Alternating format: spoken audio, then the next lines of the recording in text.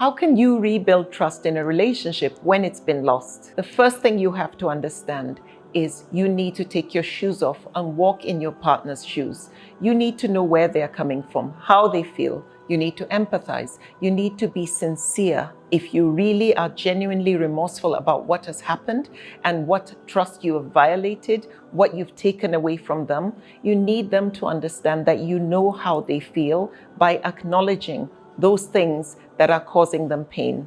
An example is to say, I know I have broken your trust. I am sorry I have violated something that is sacred to this relationship. And when I talk about trust, it could be anything from broken promises to lies to maybe even infidelity.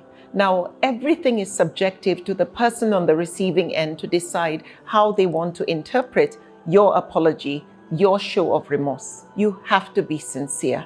You have to genuinely want to change that behavioral pattern that has stolen something away from what is meant to be a bond that the two of you share. So first, you have to acknowledge that you have violated their trust. You have to come clean. Don't hold anything back. Yes, this is where you do true confession.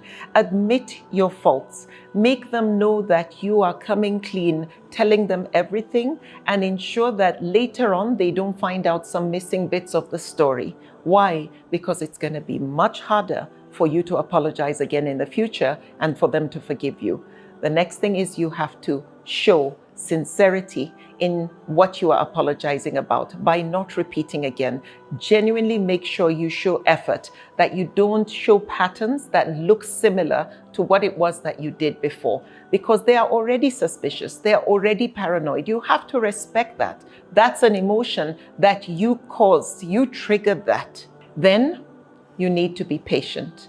You need to constantly, consistently keep letting them know you feel bad and you apologize. You cannot rush them to accept your apology. You cannot rush them to forgive. You have to be patient. Trust can be broken in a split second, and it could take years for you to be able to regain their trust.